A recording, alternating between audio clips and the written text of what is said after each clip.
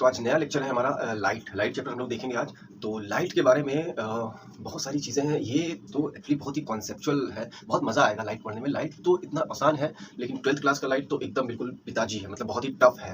तो मतलब देखिए 10th क्लास तक तो आप लोगों ने लाइट पढ़ा था तो बहुत ही सिंपल लगा कि अरे यार मिरर फार्मूला है और थोड़ा सा रिफ्लेक्शन है। तो लेकिन 12th क्लास में बहुत ही ज़्यादा लेंदी पार्ट है और एक बहुत बड़ा टॉपिक है, और बोर्ड एग्जाम में सबसे ज़्यादा मतलब 25% ऑलमोस्ट ये लाइट के क्वेश्चन आते हैं। तो आप लोग को लाइट बहुत ही कॉन्सेंट्रेशन के साथ पढ़ना पड़ेगा। और अगर आप तो चलिए देखते हैं लाइट क्या चीज़ है। सबसे पहले लाइट के बारे में जानते हैं कि लाइट होता क्या चीज़ है। ठीक है, लाइट का मतलब होता है नॉर्मली जैसे सन से आपकी लाइट आती है, ठीक है, सन से आपकी लाइट आती है तो वो लाइट एक लाइन में चलती है। ठीक है, जैसे लेजर आप लोगों ने मेला वगैरह गए होंगे तो आप लोगों ने लेजर देखा होगा। लेजर में से एक लाइट एकदम सीधे निकलती है लाइट, तो उसको भी लाइट। और ये जो अब मैंने सेटअप लगा रखा है इसमें, ये जो मेरे चेहरे पे आ रही है वो भी लाइट। तो लाइट क्या चीज़ है, पहले समझिए इस चीज़ को कि लाइट होता क्या चीज़ है, उसके बाद हम लोग मेन कॉन्सेप्ट पे आते हैं कि हम लोगों को पढ़ना क्या है। ठीक है, लाइट देखिए क्या होता है। एल्बर्ट आइंस्टाइन ने कहा था कि लाइट की स्पीड दुनिया में सबसे तेज चलती है, मतलब कोई भी पार्टिकल लाइट से ज़्यादा स्पीड में नहीं चल सकता है। कोई भी पार्टिकल क्या होता है, लाइट से ज़्यादा तेज नहीं चल सकता है, ऐसा एल्बर्ट आइंस्टाइन ने कहा था। लेकिन अगर मैं मानूं कि अगर कोई बस लाइट की स्पीड से चल रही है, उसके ऊपर बैठा हुआ कोई इंसान भी है 5 किलोमीटर पर आवर की स्पीड से चल रहा है, तो लाइट प्लस 5 किलोमीटर, तो क्या ये मुमकिन है? नहीं, ये मुमकिन नहीं, ये एक पैराडॉक्स है। ठीक है, तो चलिए लाइट को हम अच्छे से जानते हैं क्या होती है लाइट अगर कोई सीधी चल रही है तो कोई भी, अगर मान लो आप बॉल फेंकते हो या कोई भी चीज़ फेंकते हो, तो वो ऐसा, मान लीजिए कोई बॉल फेंकते हो तो ऐसे जाती है। ठीक है, क्या लाइट पर भी ग्रेविटी का असर करता होता है? ठीक, तो क्या आपको लगता है कि लाइट पर भी कोई ग्रेविटी का असर होता है? क्या ऐसे होता है? तो ये सारे कॉन्सेप्ट को हम लोग एनालिसिस करेंगे। हमारा पूरा वीडियो और कई लेक्चर्स में होगा, वीडियो देखेंगे, इस तरह के सारे छोटे-छोटे क्वेश्चंस होंगे कि क्या लाइट पे ग्रेविटी का असर होता है कि नहीं होता है। ये सारे कॉन्सेप्ट आपको डीपली नॉलेज मैं दूंगा। My name is Rahul Kushwaha, और चलिए आज शुरू करते हैं आज की क्लास। हमारा पहला कॉन्सेप्ट होगा रिफ्लेक्शन। रिफ्लेक्शन क्या होता है? रिफ्लेक्शन समझते हैं कि क्या रिफ्लेक्शन क्या चीज़ है? ठीक है, देखिए रिफ्लेक्शन होता है, रिफ्लेक्शन का मतलब होता है कोई भी बॉल जा रही है, जैसे मान लीजिए यहाँ से बॉल आपने फेंकी, ये ज़मीन है, यहाँ पटका ऐसे निकल गई, ठीक है, ऐसे टप्पा खा के निकल गई, बॉल निकल जाती है टप्पा खाकर। इसी तरह से इस तरह की चीज़ों को रिफ्लेक्शन कह सकते हो। ठीक है, लाइट का रिफ्लेक्शन होता है। अगर आप मुझे देख रहे हो, मान लीजिए आप मुझे देख रहे हो ना, आपको दिख रहा हूँ मैं, तो क्या है कि मेरे ऊपर ये लाइट पड़ रही है और लाइट पढ़कर आपकी आंखों तक जा रही है। ठीक है, किसी भी चीज़ को तभी हम देख सकते हैं जब लाइट रिफ्लेक्ट करती है। जैसे कोई लाइट आ रही है, मेरे चेहरे पे लड़ रही है और मेरे चेहरे से लड़के आपके आंख तक जा रही है, तो अब मैं आपको दिखाई पड़ूंगा। अगर मान लीजिए इस कमरे में पूरा अंधेरा कर देते हैं, पूरी तरीके से लाइट बंद कर दी जाए, ठीक है, जैसे कि देखिए अब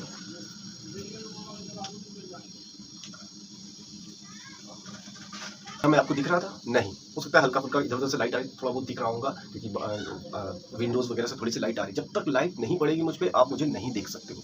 ठीक है, इस तरह से कॉन्सेप्ट होते हैं लाइट के। तो चलिए देखते हैं लाइट का रिफ्लेक्शन क्या होता है। तो करना पड़ेगा हम लोगों को, सबसे पहले हमको देखना पड़ेगा कि एक मिरर किसे कहते हैं, जिसकी एक साइड पॉलिश्ड होती है। ठीक है, एक साइड पॉलिश कर दो, ठीक है, एकदम परफेक्टली पॉलिश्ड होती है, जिसमें लाइट रिफ्लेक्ट कर सके, मतलब लड़ के निकल सके। ठीक है, यहाँ पर क्या होता है, एक मान लीजिए लेजर लाइट लेते हैं हम लोग, मेले में मिलती है लेजर लाइट लेते हैं, वहाँ से हम एक ड्रॉप करते हैं लाइट। ठीक है, किस पे? एक मिरर पे हम लोग लाइट ड्रॉप करते हैं, या जैसे ड्रॉप किया, अब ये लड़कर सीधे निकल गई। ठीक है, लड़कर कभी भी शीशे से लड़कर लाइट पास रिफ्लेक्ट कर जाती है, ऐसे करके, ठीक, ऐसे करके ऐसे निकल जाती है। तो इनके भी कुछ लॉज होते हैं, कैसे होता है, इसमें क्या क्या चीज़ें होती हैं, ये सब आप लोगों को 10th में पढ़ा हुआ, लेकिन फिर भी थोड़ा सा रिवीजन करा देता हूँ मैं।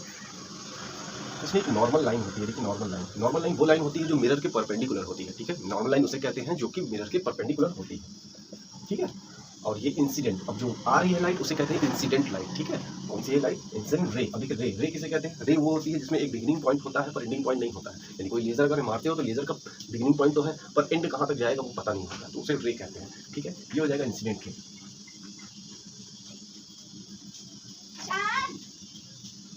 ठीक है, और जो लाइट रिफ्लेक्ट करके जा रही है उसे कहते हैं रिफ्लेक्टेड रे।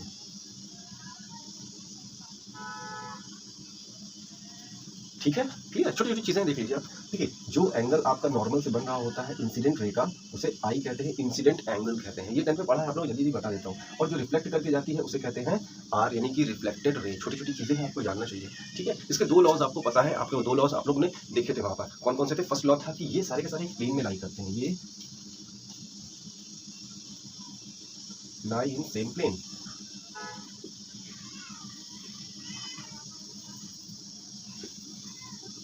ठीक है, एक प्लेन में लाई करते हैं। प्लेन का मतलब समझते हो? ऐसे बॉल पटका तो सीधे निकल जाए, ऐसे बॉल पड़ के टर्न नहीं होनी चाहिए, मतलब वो 3 डायमेंशनल नहीं जानी चाहिए, एक ही 2 डायमेंशनल में चलनी चाहिए, एक ही पाथ पे ट्रेवल करती है। ऐसे टप्पा खाया सीधे निकल गई, टप्पा खा के इधर या इधर नहीं जानी है। ठीक है, समझ ना, टप्पा खाया सीधी चली गई, ऐसे खाया सीधी चली गई। ऐसा नहीं कि ऐसे पढ़ के इधर चली गई या ऐसे पढ़ के इधर चली गई, नहीं, बिल्कुल सीधे। तो इसे कहते हैं सेम प्लेन पे लाई करती, पहला था। और दूसरा इस वाले कंडीशन में था कि इसमें आई और आर हमेशा बराबर होते हैं, यदि 30 डिग्री से आई है नॉर्मल से, तो 30 डिग्री से वो जाएगी भी, ठीक है। तो ये छोटी सी चीज़ थी, याद रखिएगा। आई किसे कहते हैं, आर किसे कहते हैं, इंसिडेंट रे क्या है, रिफ्लेक्टेड रे क्या है, और ये दोनों लॉस क्या है, छोटे छोटे थे, ठीक है। लेकिन बेसिकली हम लोग का 12th क्लास में क्या होगा, 12th क्लास में हम लोगों को स्पेरिकल मिरर में पढ़ना पड़ता है। स्पेरिकल, स्फीयर के अंदर क्या होता है, स्फीयर में अगर टर्न करेगी क्या होगी, तो सारी चीज़ें चलिए देखते हैं स्पेरिकल मिरर में, ठीक है। स्पेरिकल मिरर देखिए किस तरह से होता है। मिरर को थोड़ा सा घुमा दिया जाए, ऐसा स्फीयर करता हूँ।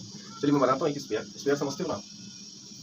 स्फीयर वो जो 3 डायमेंशनल गोला है, एक तरह से पूरा 3D, ठीक है, क्लियर है, ठीक है। इसमें एक सेंटर होता है, ठीक, उसका रेडियस होता है कुछ, ठीक है, सारी चीज़ें होती हैं। मैं क्या करता हूँ, इसकी एक साइड को पॉलिश कर लेता हूँ, पॉलिश कर लिया, ठीक है। और इस पॉलिश करने के बाद इस चीज़ को मैंने मिटा दिया, जितना मैंने पॉलिश किया सिर्फ, यानी कि पार्ट ऑफ द स्फीयर, एक पार्ट होता है, एक छोटा सा पार्ट काट लिया उसमें से, स्फीयर में से, तो वो आपका स्फेरिकल मिरर बन जाता है, अगर एक साइड को पॉलिश कर दिया जाए। अब कौन सी साइड पॉलिश करनी है बाद में बताते हैं, ठीक है। तो ये देखिए यहाँ पर एक बन गया है, ये क्या, स्फेरिकल मिरर बन गया है। बहुत ही सिंपल है, इसमें कुछ चीज़ें होती हैं जैसे कि स्फेरिकल मिरर में बताऊंगा इसको, ठीक है। पॉलिश के बारे में बात करेंगे। अगर पॉलिश की बात करते हैं तो पॉलिश में एक क्वेश्चन आ रहा होगा यहाँ पर कि पॉलिश किया है सर ने अपने बाहर वाली सरफेस में किया है, कभी अंदर भी कर सकता है। तो इसको बताने के लिए मैं बता दूं आपको कि स्फेरिकल मिरर जो होते हैं, स्फेरिकल मिरर 2 टाइप्स के होते हैं। कौन कौन से होते हैं, एक कॉनकेव होता है, एक कॉन्वेक्स होता है, ठीक है। एक कॉनकेव होता है और दूसरा होता है कॉन्वेक्स, ठीक है। 2 टाइप के मिरर होते हैं। ये जो दिख रहा है आपको कि केव टाइप का, मतलब अंदर की ओर आपका सरफेस पॉलिश नहीं है, बाहर की ओर पॉलिश है। जब बाहर की ओर पॉलिश होगा उसे कहेंगे कॉनकेव मिरर। और अगर मैं अंदर की ओर कर देता हूँ इसे, तो बाहर से आपका दिख रहा है, अगर अंदर से इस तरह से पॉलिश हो जाता है तो वो क्या कहलाता है, आपका कॉन्वेक्स मिरर। बेसिकली हम लोग का सबसे इंपॉर्टेंट मिरर ये वाला है, हम लोग को इस पे ज़्यादा देखता है और इसी में सारे फॉर्मेशंस करने हैं। तो चलिए देखते हैं।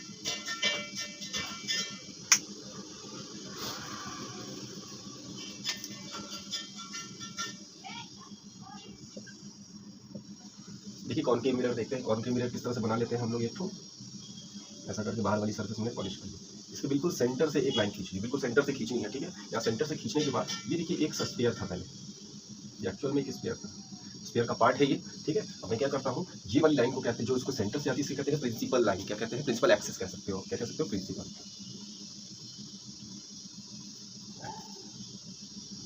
ठीक है। ये प्रिंसिपल एक्सिस से इसे सारे काम करने होते हैं। इसमें क्या क्या चीज़ें होती हैं, ठीक है। सबसे पहले ये प्रिंसिपल एक्सिस जहाँ पर मिरर को कट करती है उसे पोल कहते हैं। क्या कहते हैं, पोल, पी से रिप्रेजेंट किया जाता है, उसे कहते हैं पोल, ठीक है। ये याद रखना पड़ेगा आपको, पोल, पोल से सारे मेजरमेंट आपको करने हैं, ठीक है। अब आते हैं यहाँ पर सेंटर, तो इसका एक सेंटर भी होगा, ठीक है। अगर सेंटर होगा तो सेंटर सी से कहते हैं, ठीक है। इसको हटा दो,